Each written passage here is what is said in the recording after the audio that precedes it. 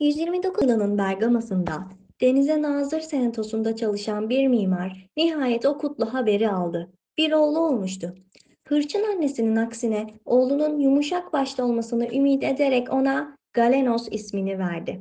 Oğluna felsefe veya politika eğitimi vermeyi düşündü. Ta ki o rüyayı görene kadar. Rüyasında kendisine oğlunu tıp eğitimine göndermesi söyleniyordu. Hem de sağlık tanrısı Asklepios tarafından. Bu rüyadan çok etkilenen babası Galen'in alabileceği en iyi eğitimleri almasını sağladı. Peki rüyasında kendisine bunu diyen Tanrı Asklepios kimdi? Filmlerden ismini çokça duyduğumuz Apollo'nun oğlu olan Asklepios, Kentauraslar tarafından büyütülmüştü. Bir önceki videoda da anlatılan Kentauraslar ona hekimlik sırrını öğrettiler. Asklepios çok iyi bir hekim olarak yetişti. Ancak çizmeyi aşarak ölüleri diriltmenin sırrına erince tanrıların kralı Zeus'un tepkisini çekti. Doğanın dengesinin bozulmasından korkan Zeus onu yıldırımlarıyla cezalandırdı. Zeus onu öldürürken Asklepios'un elindeki ölümsüzlük reçetesi bir otun üzerine düştü ve bütün özellikleri o ota geçti. Bu otun sarımsak olduğu söylenir. Oğlunun ölmesine kızan Apollon, Zeus'un yıldırım gücünü yok etti ve oğlunu gökteki burçlara yerleştirdi. Neyse ki Asklepios tüm tıp bilgisini kızına öğretmişti. Ve bilin bakalım kızının adı neydi? Hiji, yani hijyen. İşte Bergama'da bu tanrıya ithafen yapılan dünyanın en ünlü antik sağlık yurdu olan Asklepion vardı. Öyle ki kapısında "Buraya ölüm giremez" yazan bu sağlık yurdunda termal alanlar, jimnastik sahalar, bakım yerleri vardı. Başvuran hastalar bir dizi dinsel ritüelden geçirilerek kabul ediliyorlardı. Terletme, müsil yoluyla içini temizleme, spor, çamur banyosu, rüya yorumlama ve telkin yöntemleriyle şifa buluyorlardı. Bu merkezin en çok aranan isimlerinden biri ise Galen'di. 16 yaşından beri tıp eğitimi alan Galen, kendi ürettiği ilaçlarla şifa dağıtıyordu. Gerçekten de eczacılığın babası unvanını çokça hak etmektedir. Bitkilerden reçeteler çıkarma, kapsamlı olarak ilk kez Galen'le başlamıştır. Roma yakınlarında bitkilere ayrılmış ekili yerleri vardı.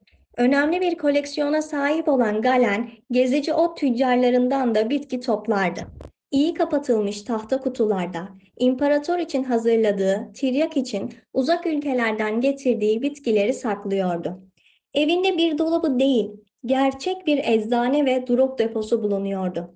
Eserlerindeki bitkisel drog adedi en az 473 olarak hesaplanan Galenos, polifarmasi dönemini başlatmıştır. Galen, ilaç maddelerinin tedavi özelliklerine göre sıcak, soğuk, kuru, nemli olarak sınıflandırmıştır. Farmakoloji alanına ilaçların etkilerinin ölçülmesi kavramını getirmiş ve bunları 1 ila 4 arasında derecelendirmiştir. Galen gençliğinde Mahmude otundan bir drahmi, yani yaklaşık 3-4 gram kadar aldığını ama zararlı bir etki görmediğini anlatır. Bugün de en çok dikkat edilmesi gereken konulardan olan uygun dozda ilaç kullanımı Galen tarafından benimsenmiştir. Önce basit drogları inceleyen Galen, sonrasında ilaç formülasyonları hazırlamış ve bunları tedavi alanına sokmuştur. Hazırladığı ilaçlardan bir kısmının formülünü gizli tutmuş ve bazılarına da tıpkı günümüzde olduğu gibi özel isimler vermiştir. Galen döneminde büyük şöhrete kavuşan bu formülasyonlar uzun süre tedavide kullanılmışlardır. Galen bunların yanında merhem, yaka gibi bazı ilaç şekillerini de geliştirmiştir.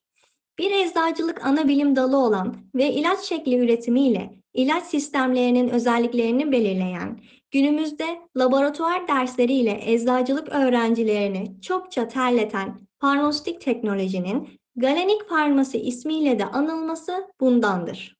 Galen ilaç yapma konusunda o denli işinin ehliydi ki ismi bir kalite güvencesi olarak sunuluyordu. Onun döneminde ilaçlar apotekalarda, yani eczanelerin başlangıcı olan yerlerde yapılırdı. Ayrıca Galen tarafından önerilmiş panasea ve diğer afyon içeren ilaçlar apotekalarda hazır bulundurulurdu. İlaçların Galen'in önerilerine uygun hazırlandığını, denetiminden geçtiğini ve güvenle kullanacağını belirtmek için üzerlerine bazı simgeler konulurdu. İlaçlara güven sağlayan marka anlamına gelen bu simgeler kilden yapılmış mühürlere basılırdı. Mühürlerin üzerindeki resim kalıplarının şekli her yıl değiştirilirdi. Böylelikle ilaçların yıllık denetimden geçmesi sağlanırdı. Eczacılığın simgesinde olan yılan figürü Galen'e kadar ulaşır. Asklepion'a gelen umarsız bir hasta şifa bulma umuduyla tedavi olur. Fakat bir türlü iyileşme gösteremez. Aksine hastalığı ağırlaşır, titremeler, kasılmalar gözükür. Zehirlendiği anlaşılır fakat iş işten geçmiştir. Kapısında ölüm giremez yazan Asklepion'un ününü zedelememek için hasta kapıya çıkartılır ve yakınlarının gelmesi söylenir. Burada umarsız bir şekilde çırpınan hasta aynı kaseden içtikleri sütü kusan iki yılan görür. Yılanlar birbiriyle dalaşırlar, kavga ederlerken birbirlerini ısırdıkça süte zehirlerini saçarlar.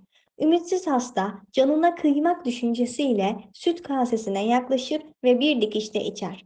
İçtikten sonra olduğu yere yığılıp kalan hasta yakınları tarafından bulunur.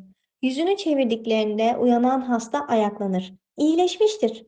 Bu haberi alan Galen, zehire panzehri bulma sevinciyle hastayı kucaklar. Bundan sonra adak olarak bir sütun diktirir ve aynı kaptan içtikleri zehri kusan iki yılan kabartması yaptırır. Yaptığı ilaçlar kadar hayvanlar üzerine yaptığı diseksiyon çalışmalarıyla da ünlü olan Galen, bu sayede pek çok keşfe imza attı. Dolaşım sistemini tam anlayamamış olmasına karşın kendinden önceki kanının aksine arter ve venlerin hava değil kan damarları olduğunu gösteren ilk kişidir. Beyinde bir toplar damara ismi verilmiştir. Galen veni.